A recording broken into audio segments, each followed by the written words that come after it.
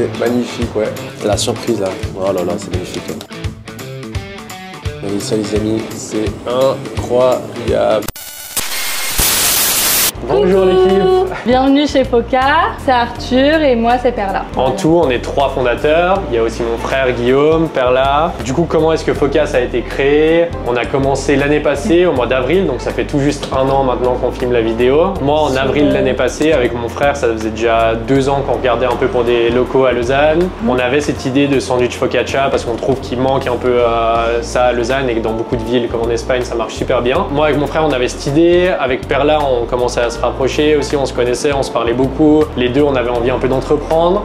Pour revenir plus sur Foca, du coup, avec mon frère, on voulait faire ça. Avec Perla, on s'appelait beaucoup, on avait un peu des idées en commun. Et moi, je travaillais pour une enseigne de burgers. Il y avait eu un événement à l'école hôtelière qui allait se passer avec l'enseigne de burgers. Ça se passait pas super bien avec eux, j'aimais pas 100% mon travail. Et un jour, le HL, il m'appelle, ils me disent, écoute, ça va pas jouer 10 jours avant l'événement.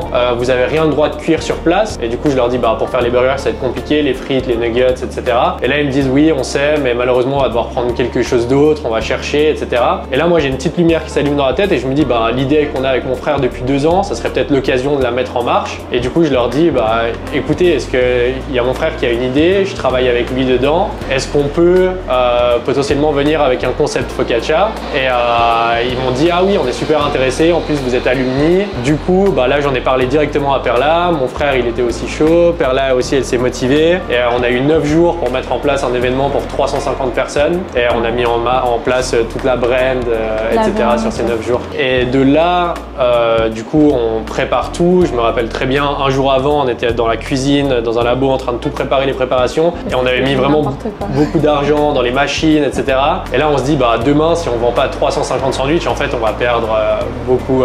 Et on va à l'événement le lendemain, on cuisine toute la nuit. Bah, c'était notre premier événement, du coup, on était un peu en retard. On va à l'événement, mais ça s'est super bien passé. On a eu plein de potes qui nous ont aidés. Et là, on va à l'événement, il y avait 4 autres stands. Et en fait, il y a la queue devant notre stand de fou. On fait 350 sandwichs. À 18 h, on est complètement sold out. Ça marche super bien. Et c'est là où on s'est dit, en fait, il y a vraiment un potentiel. Les gens, ils adorent vraiment ces sandwichs focaccia, surtout dans les événements. Du coup, pourquoi pas essayer de quitter notre job et faire ça tout l'été, que des événements, des événements, des événements. Et c'est ce qu'on a fait ensemble avec mon frère aussi, qui à l'époque ne travaillait pas. Donc, il était aussi pas mal avec nous sur les événements au début. Ouais. Et on a enchaîné, du coup, pas mal d'événements. On a eu beaucoup de retours et qui ont été assez positifs. Les gens nous demandaient pas mal, est-ce que vous avez une boutique à Lausanne, est-ce qu'on peut revenir? Les gens adoraient vraiment nos produits, du coup on s'est dit, il faut qu'on essaie de trouver un lieu, on a commencé à regarder un peu autour. Mais pour la petite anecdote, ce qui est super drôle, c'est que ce local, on l'a eu là en novembre, mais 2 ans avant, on l'avait visité avec mon frère, quand on pensait à prendre un local à Lausanne, etc., quand on était encore les deux aux études, et on l'avait pas eu, c'est la fille d'avant qui l'avait eu, celle qui nous l'a donné, et au final, on l'a eu, on a fait tous les travaux nous-mêmes, et là on a ouvert et on est trop contents.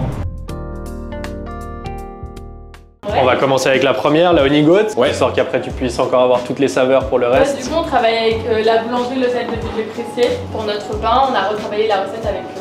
On a baissé un peu le sel en fait, et puis on a baissé aussi, elles étaient beaucoup plus épaisses, et on a baissé un petit peu pour pas que les gens ils soient trop bourrés de pain et pas les ingrédients, c'est pour mettre plus les ingrédients en valeur et que tu aies un équilibre, pas que tu te sentes trop full à la fin. On fait toujours toaster un peu le pain avant, avec un petit peu d'huile d'olive. Petit côté croustillant, ce qu'on aime bien, c'est que en fait c'est plus moelleux que la baguette, mais quand même plus digeste aussi un peu que le pain burger des fois. Puis aussi ça a plus de goût que le pain burger, surtout avec l'origan, l'huile d'olive. Donc là tu as le pain qui est un peu toasté. Ça c'est une base de fromage de chèvre frais, crémeux. Après, dans la chèvre, elle est assez simple pour mettre en avant les goûts des produits. Tu as un petit filet de miel de fleurs. Et ensuite, tu as les 4 tomates qu'on vient de disposer comme ceci. Et avec la roquette pour apporter du croquant. Ensuite, on prend le deuxième pain qui a bien toasté aussi.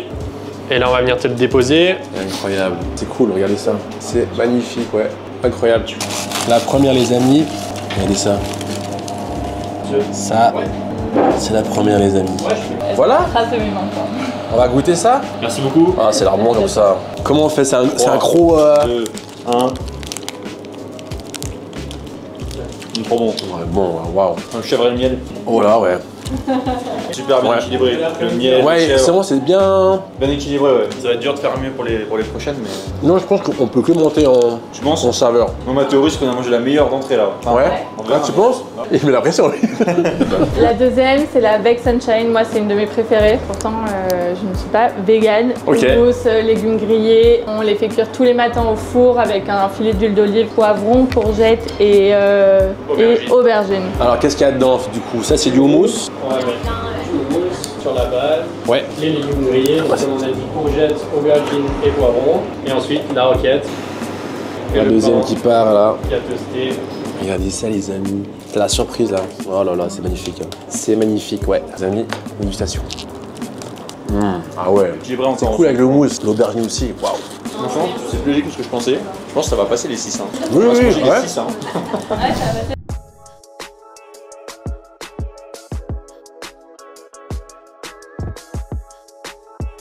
Pesto maison, exactement. Pesto maison, il y a une belle Pignon couleur. de pain, grana padano, pecorino romano. Ouais. Après tomate, Les petites tomates. jambon, Ouais, il va être cool celui-là, ouais, il va être les petits jambons. Bon. Sous la roquette, hein. classique à la maison. Hein. La deuxième, on a dit, donc là on est sur le thon, préparation avec du fromage frais, jus de citron, ciboulette.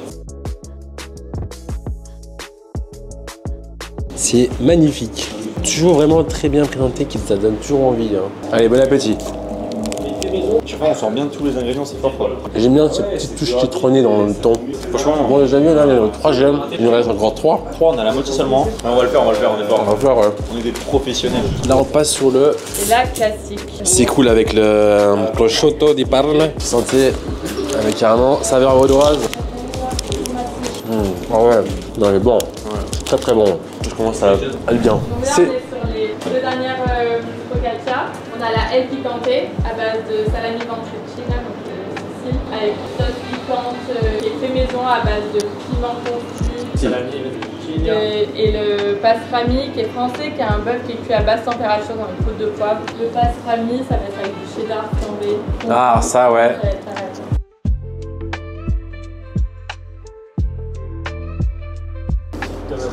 tomate séchée, Tomates séchées. J'adore ça, les tomates séchées comme ça. salami. À chaque fois, c'est bien servi. Hein.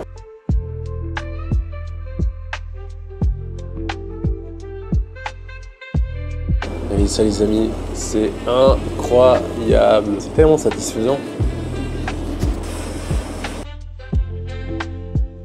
Ça, c'est la fameuse sauce piquante. Sauce piquante maison, exactement. Piment frais, piment cuit au four, et puis pour le reste, ça reste une Ouais.